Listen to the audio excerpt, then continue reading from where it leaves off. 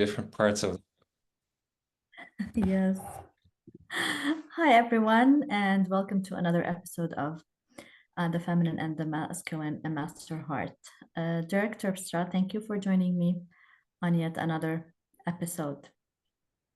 Thank you. It's so good to see you as always. And I was just saying, from two different parts of the world, but so deeply connected in the heart. And it's so cool how we can use the electronics and all the advanced ways of communicating. So I'm super happy to be with you. That's true. Likewise, Dirk. So today's topic is going to be interesting.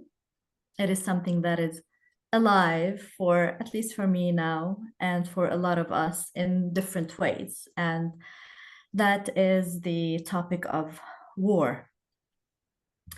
And this is something that we may have experienced ourselves or our ancestors. We may have heard stories about people going to war. I guess we agree that maybe no human being likes to experience war, however that is, whether they are the one at starting the war or the one at the receiving end. I guess it is not something that we want to experience no matter what, but it is part of our human experience.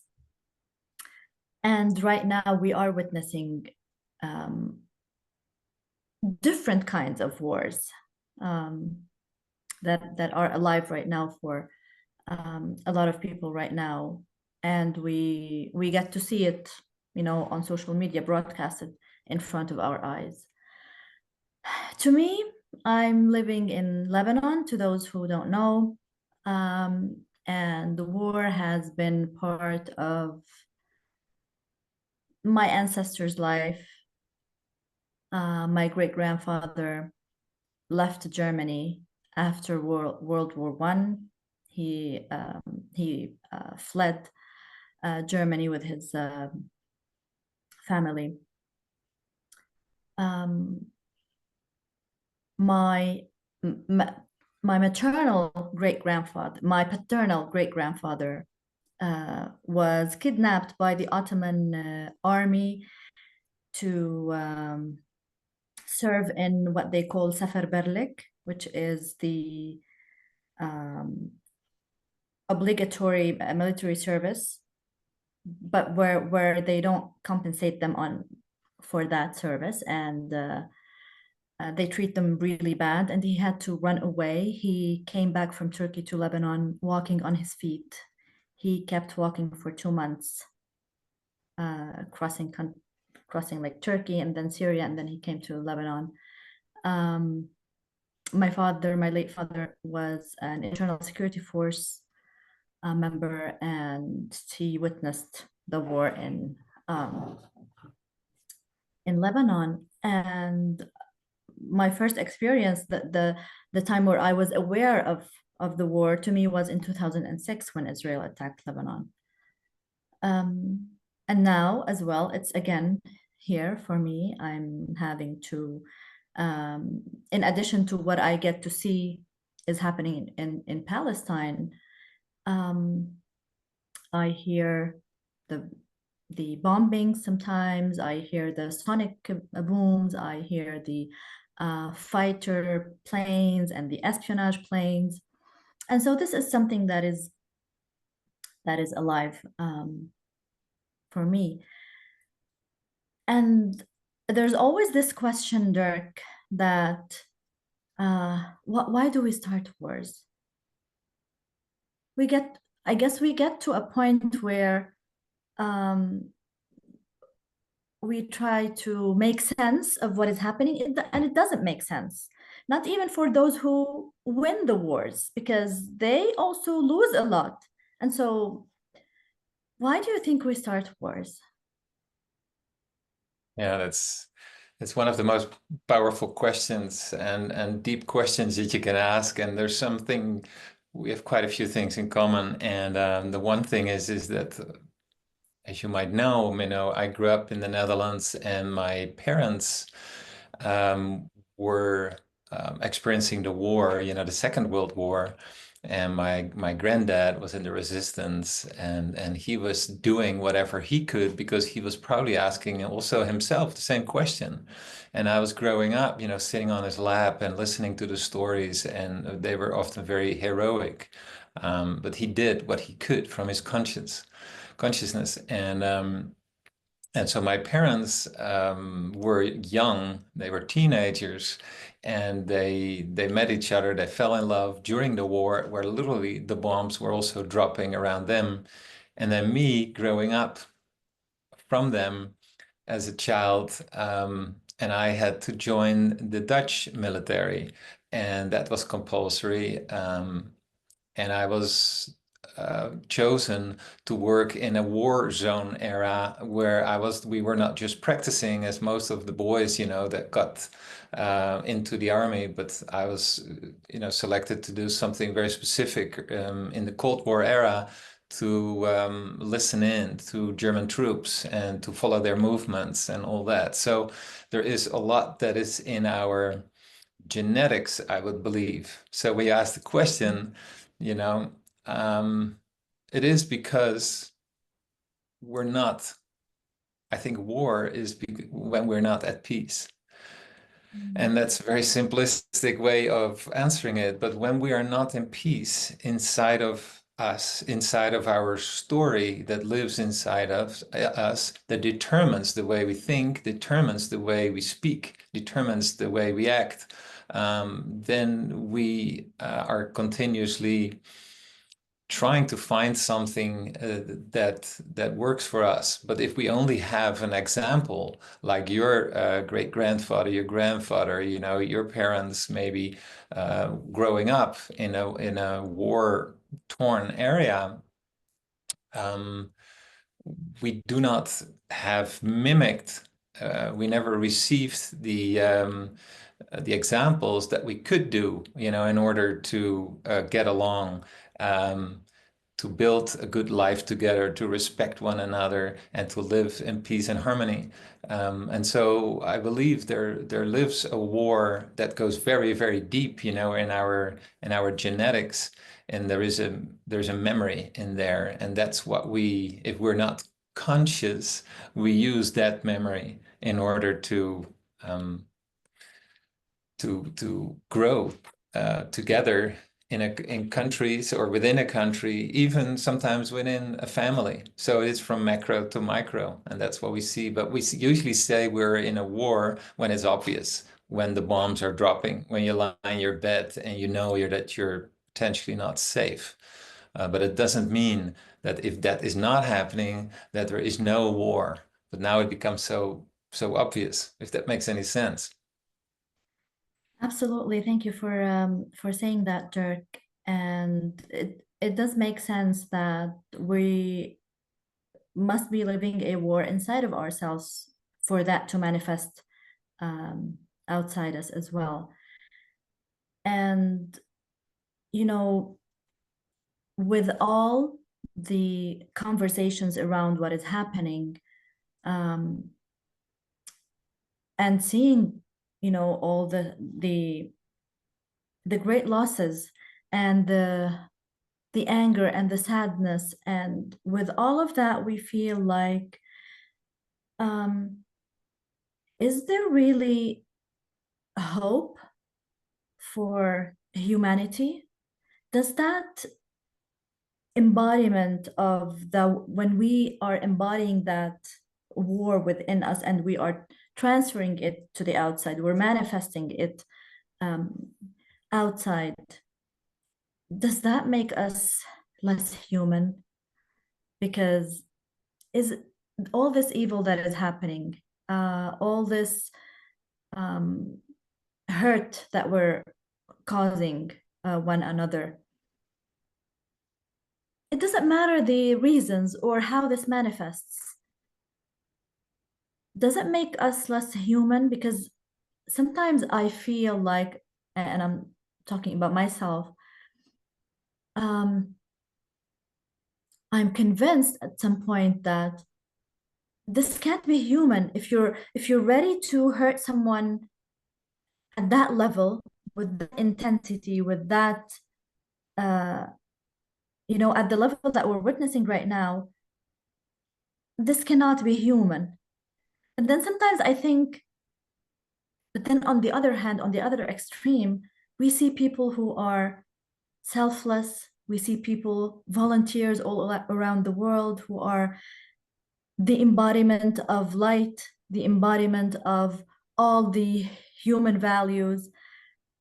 And then I'm wondering, why can I accept this to be part of humanity and not this? And so um, this is this is very difficult. This has been very difficult for me to say that this is part of being human.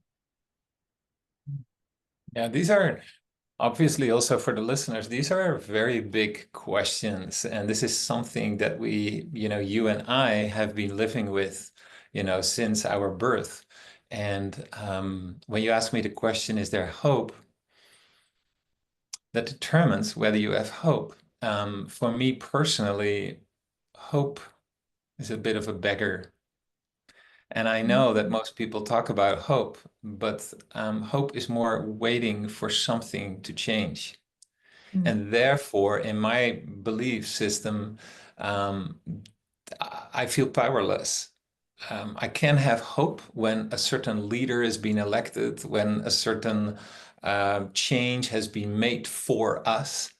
That is hope, but often, we have been waiting for that for so long, and I rather become the hope, where I become actionable in my own way. And, over the years, I've learned that this is it's a spiritual war. It is a war of consciousness that Mm. goes beyond the details that you see on the news every day, the events that you experience, yourself on a regular basis, the events that I experience in a different war that we're living here in North America or in the Western world for our freedoms, for example, especially when it comes to online things. I've been writing about this.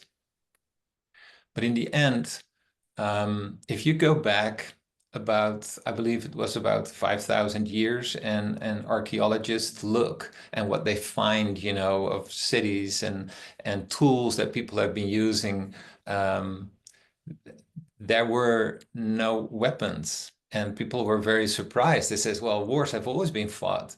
Well, within the written part of history.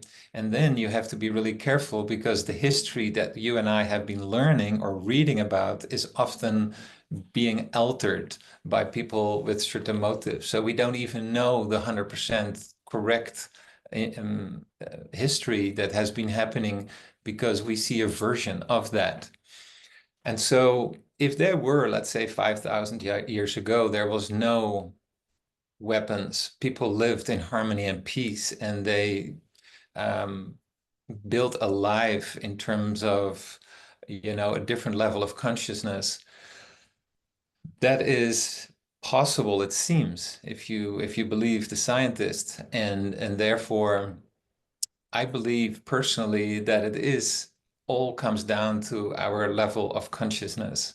Is it possible for us to think and live, act, not based on the separation that we have led to believe that we are so separate from one another?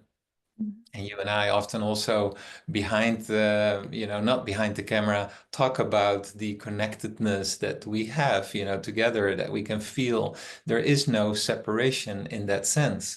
But a war can only lead us um, into what we see currently, or the level of thinking leads us into the war that we're currently experiencing, uh, when we truly think that we are separate. But once we begin to understand is that once we do something to the other that is harmful, that we're also hurting ourselves.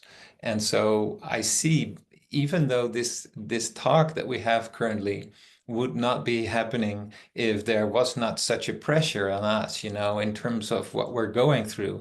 So, and I believe that this is also a certain awareness creating of the changes that we see in the world.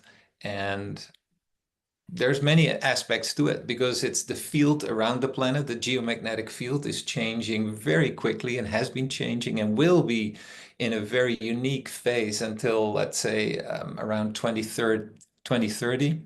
That field also determines our level of consciousness, the way we embrace life, the way we see through the veil. And that is changing. And so there's a lot of upheaval. There's a lot of things coming to the surface that we have never really realized.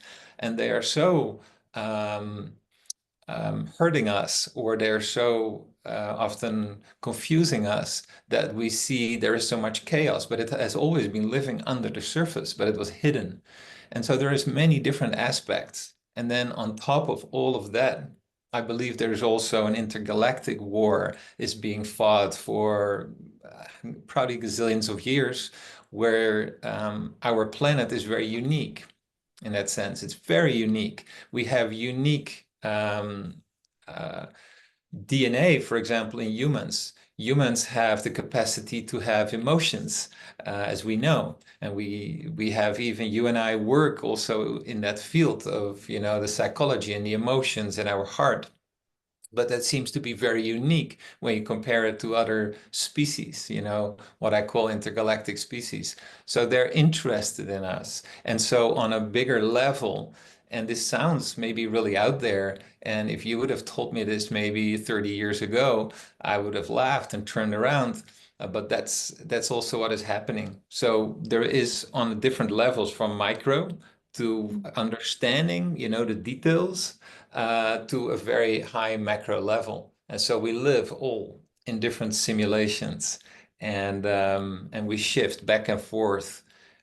And especially when we are growing in our level of consciousness, we shift also to different simulations where we experience life in a different way. I know it's a very long story, but I thought it's not easy to answer this, just with a superficial answer. Absolutely. You never give us any superficial answers, Dirk. And I know that the audience would agree with that. And anyone who's watching um, this series are not interested in superficiality. Mm. Um, I want to discuss the topic of what you shared about how we have the different perspectives around um, what is happening.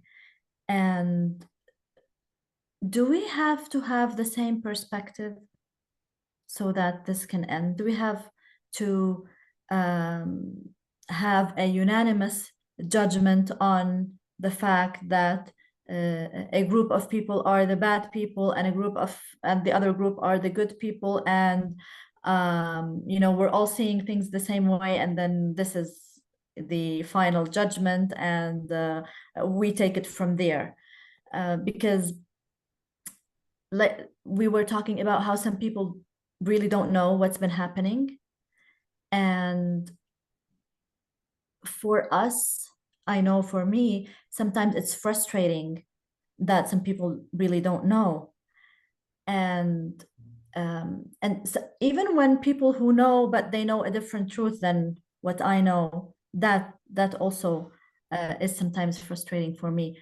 But do we really have to see things the same way? Do they have to think or approach the whole thing that is happening right now the same way that I think about it, the same way that I approach it, for a shift to come about, for a shift of consciousness to come about and then manifest in a solution?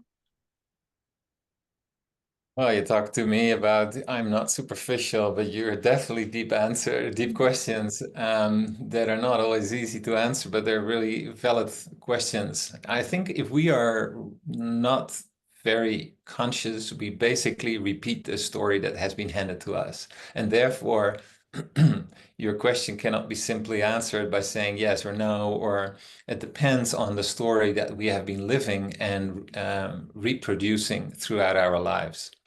But if you really go back briefly as an example to more the micro level, when I do the work with the people that I work with, I often use this analogy of using my hand with my three fingers and say, this is a symptom, let's say war, and or we experience something in our body. This is whatever is the cause of me experiencing something in my body. So the cause, the symptom, what it sits in between is our perception. And to give you an extreme example, many years ago, I was drowning in a river, and you could say, well, I was falling in the water. I was trying to swim, but the current was so strong. So that is the cause. The symptom was that I was dying. My body was dying. But the interesting part is my perception of that. It was very beautiful. It was the most beautiful and peaceful and expanded experience that I had. And people would say, that's not the way it is because dying is terrible. So this can be a very different factor, and some people could maybe, or I could have been in a different state where I was in horror, what was happening, but that wasn't happening. So we live in a dualistic world because we have a physical body. And with our body, we can experience beautiful things and we can experience horrific things. So this dualistic world that we live in, which has been described for thousands of years by beautiful poets and wisdom seekers and all that, is that it's very natural for us to say, no, we have to be in resistance, or we have to share, with the world what is happening. And we have to make people aware what is happening. But in the end, it is a very fine line where your energy goes to and you contribute more to what you actually don't want. And what resonates with you, and I know you've been talking about this quite a bit. If you're in an abusive relationship, for example, I see a lot of people, for example, staying in this abusive relationship because they don't know any different, and they know it's not good, but there's also a part that bonds the two people together based maybe on history or other examples or whatever it is. They know it's not right, but they don't part. And so next week I am showing on Zoom a documentary film, The Source. And this is a very clear answer, actually, to, I think, your question. It will be my answer. So let's say this is featured through Dr. Joe Dispenza, and there's people featured in there whose bodies are filled with cancer. They have tumors. They've tried everything. They have tried chemo, and they've been fighting that cancer. And just maybe you can feel even into that. We're fighting the cancer because we want to overcome it and we become healthy again. We can fight a war inside of us that is the cancer, and we try to overcome that. That's one approach. And it seems to be a very unsuccessful approach. And what happens in what they feature in the documentary is where we do coherent healing, where a person lies on the floor, the bone marrow is filled with cancer, and he's a doctor, by the way, himself, and he has tried everything. He has the best treatments available and nothing worked. And he lies there on the floor with a group of people around him, and they create coherence and they send him the care and the love, and they see his body completely being whole. And after he gets up, he kind of smirks and says, well, whatever, I didn't feel any change. He goes to bed that night in his hotel room where the event is, and he falls asleep, and there is this almost blue mist around him. And he feels something is different, but he thought, whatever. He falls asleep, gets up the next morning, nothing changed. And there was a second coherent healing there, lying back on the floor, people around him. And suddenly his body breaks down, and he starts bawling and bawling and bawling because he is so overcome with so much love, so much beauty, and so much wholeness in his system. He just can't help himself, just gets so emotional. And then 2 weeks later or so, he goes to the hospital, and all of the cancer that they've been trying to fight for so long all disappeared. It's gone. And so this is my analogy, the story that just came up. I think this is the answer to becoming whole. This is the answer to understanding the war that lives inside of us and outside of us, therefore, from a higher perspective, where we drop into the space of coherence, of deep love, where the cellular structure in our body transforms. And would you think that this person would ever go out into the battlefield and fight a war, or would be in a battlefield again, to have an internal war? I don't think so, because this person has experienced something that a lot of people have never experienced. And if you've never experienced, how do you know it's possible? But he knows now. And so it's a long answer to your question, but this is my answer to how I believe we can transform humanity by fueling it with our highest vibration, our highest frequency, which is the peace and the love that we've been looking for all along. Thank you for saying that. And this is much needed because in all our conversations about what's happening, there is this dominant emotion of powerlessness, of helplessness, and we're feeling like I can do nothing against this big entity that is attacking me with all these big machines, but also against the governments that are using all of manipulation tactics through the system, through even attacking our health, through like what has happened in the pandemic. And it feels like it's easy for us, or maybe I'm fighting for my limitations, but it does feel like we easily go into a place where we feel powerless because we're shocked with whatever comes at us from all of these um, from the systems. And now you're telling us that we're not entirely powerless, we're not helpless, that there is something that we can do to shift. And I was sharing with you how in a meeting that I have been attending since January, and the topic of that meeting is the trauma in Lebanon. And this has been a great space for me to share with others what has been happening in Lebanon for a long time, not just with the war that is happening right now. And it feels good to be seen. It feels good to be heard. But we're all, we're asking, what more can we do? How can we bring about a solution? How can we? Because yes, we are feeling at some point powerless and helpless, but there's a big part within us that is saying, enough. We've had enough. We want this over, but we want to try and look for ways we can take our power back from what is happening. And so, uh, how do you think we can take our power back? Well, that is what you and I have been, feeling drawn to, is and it sounds like a cliche, but it's now more important than ever before to really recognize the power of our own heart and to start within. And when I was drowning, I couldn't feel more free. I never had such a beautiful experience. And so most people would never be able to imagine that. And I wouldn't if I wouldn't have experienced it.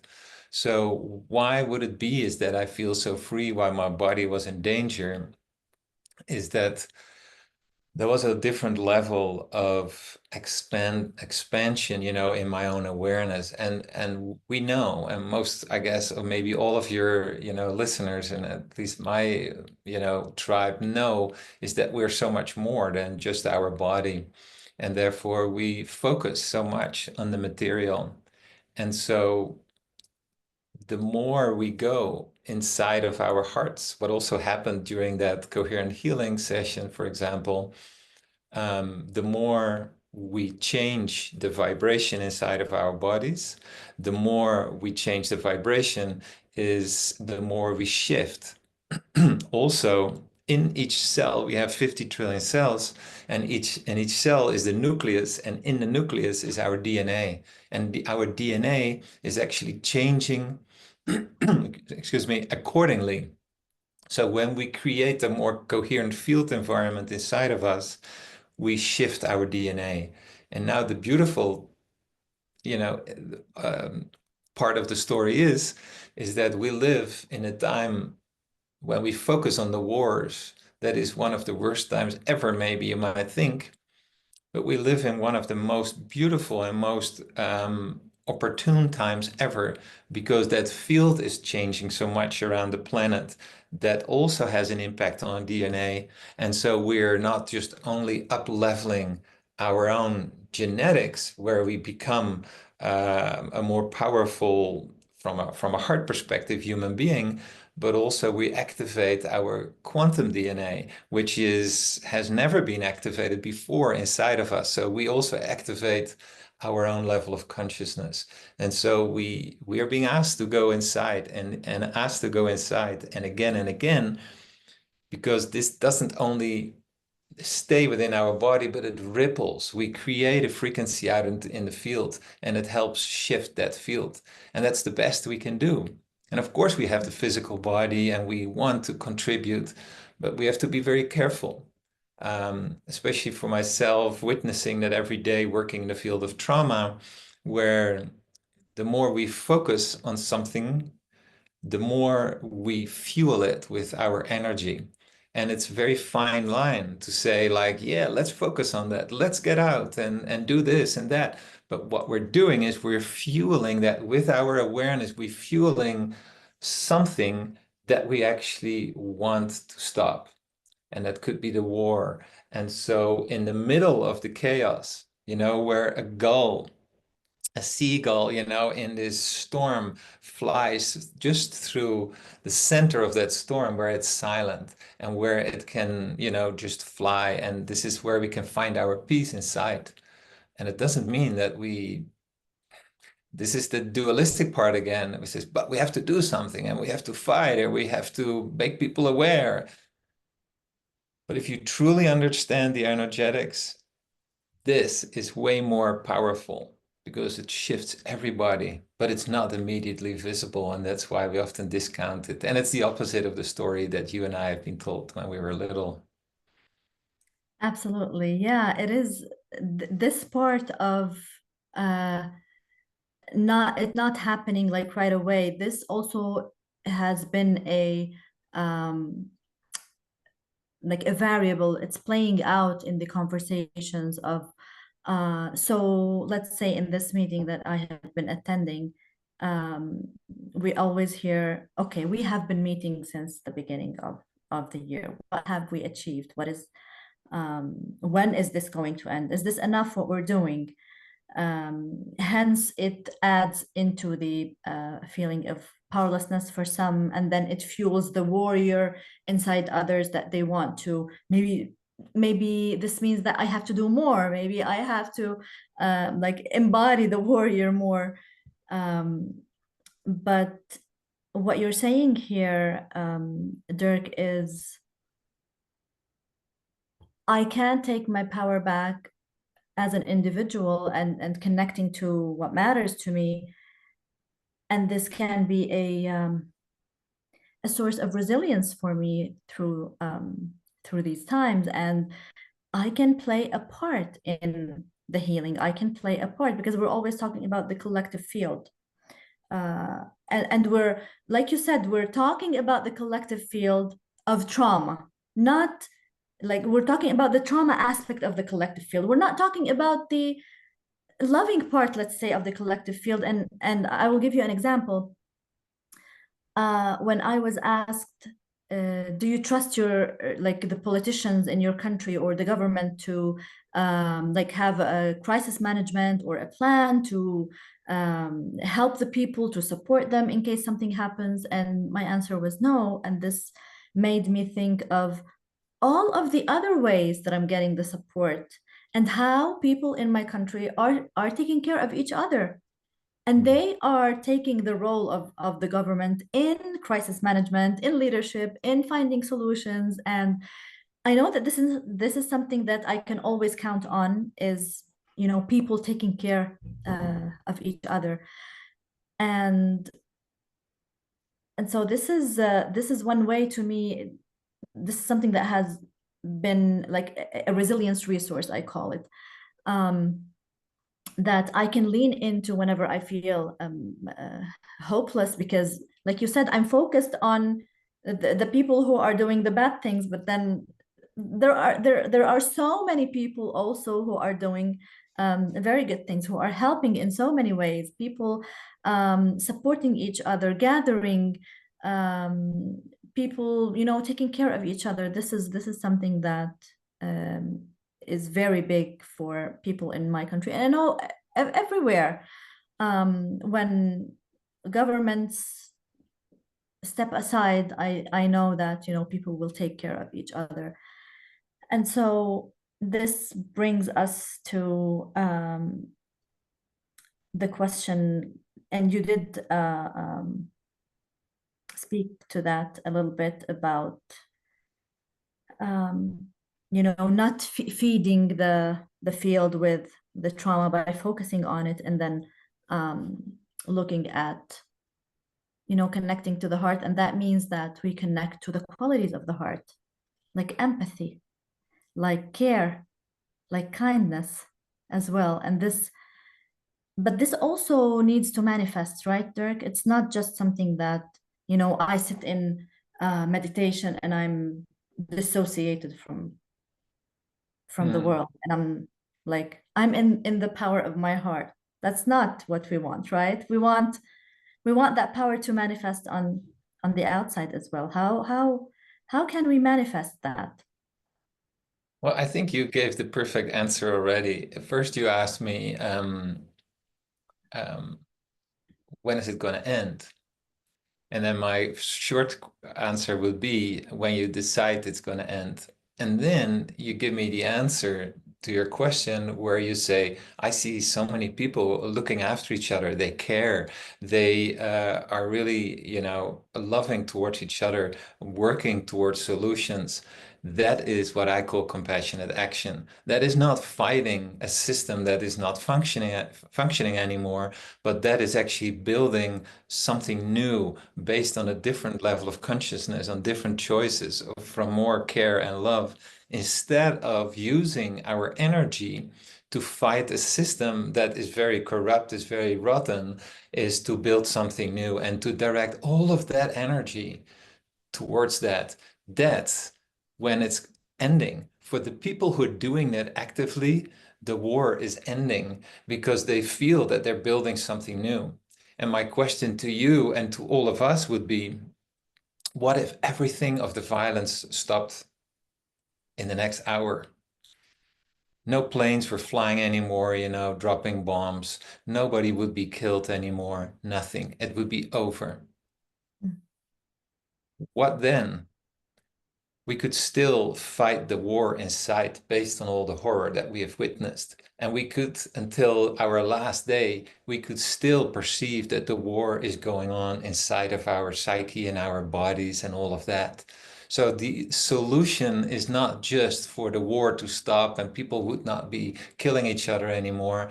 The war would stop when we start taking very different action based on our heart qualities, but we need to understand that fully. And at this point, there's more and more people understand it. But when I do my coherence hotspot, you know, on a Sunday, there's actually way too few people um, joining us, because if you truly understand it, you would be doing this, whether you're praying or whatever it is, but you help shift the field if you truly understand it. Otherwise, why would you?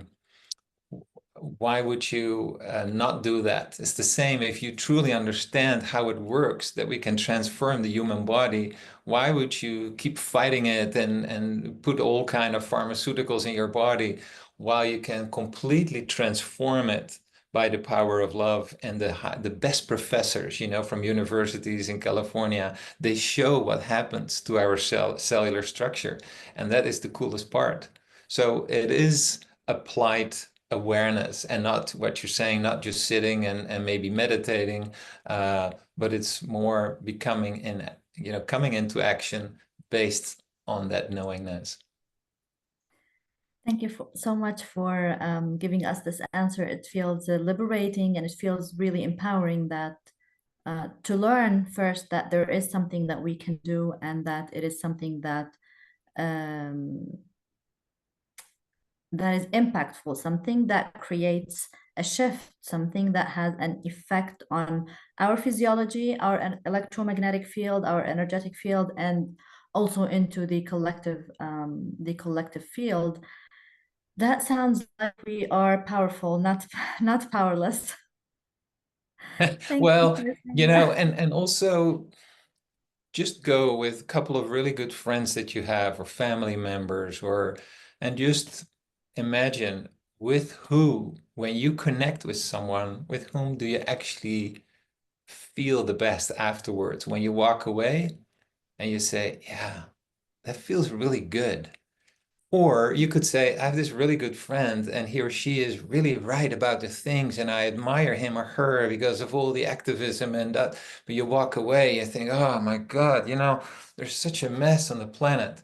But the person who you walk away from when you have been in a conversation with, which makes you feel hopeful, which makes you feel cared for, what makes you feel loving, that those are the people that most likely are the ones that will help transform the frequency on the planet. Um, because that's what is very inspiring, and we feel that, in our system. Yes, thank you for sharing this, Dirk. And I want to say that for anyone listening and would like to be part of the solution, be part of that shift that is so needed, be part of the solution, be part of bringing about peace, to connect with you and attend your Coherence Hotspot every Sunday at what time? 11 a.m. Pacific time. That might not always work for everybody, but that's what it is. And maybe also, and thank you for mentioning that, for people who live in the Western time zones, on Tuesday, I do this source movie. We have some, a showing there for anyone who wants to join for free. In case that would be something that we would separately do, for your tribe, I would be happy to also show it there, because the cool part is that it's also a metaphor for something larger, and it hits exactly the topic that we're discussing right now.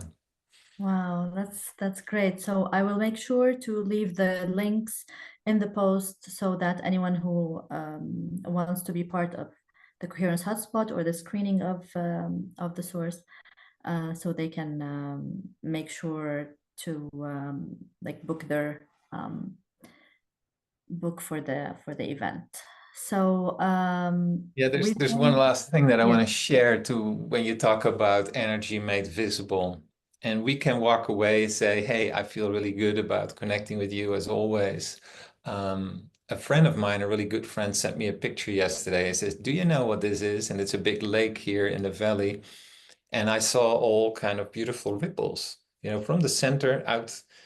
They were huge, and this lake is like really, really big lake. And you think, what is that? And so he sent me that picture, and I thought, I've seen that before. And so on one side of the lake, there is a very fairly large structure. It's a pyramid is being built there. And often there is events and heart coherence events where people really amplify the energetics of their heart. And I said to my friend, I said, I know exactly what it is. I've seen it before because of that pyramid that amplifies the coherence in people's hearts. It is being seen in the lake that is just next to the pyramid. And that is such a cool example of if we have a hard time understanding how it all works, that it just ripples through the lake. And it, of course, ripples through the field that impacts your and my heart. And so it's one of the best examples that I can give to people, when they have a hard time understanding how that really works. Yes. And I think also the best way to understand it is to experience it. And this is what you give them through your coherence hotspot meetings, that physiological, energetic, emotional experience of that empowerment, of that peace, inside of that ease, of that inner balance. So this is something that, anyone who attends these meetings is going to experience. Yeah. And it's way more meaningful and powerful and helpful for you, for anyone that follow the crazy show that is happening on the global networks regarding presidential elections and all the things that are going on. It is all to distract us from the power that lives inside here. No matter who you vote for, no matter where you stand for, whatever it is, it's all being it takes away from where you actually really want to be and amplify that. Yes, that's a very important reminder. Thank you so much, Dirk, for sharing this. And as always, your wisdom inspires me, and I'm sure that it also inspires our audience. I hope that what you shared with them will leave them feeling a little bit more empowered, because I know for myself, I definitely feel more hopeful, more empowered.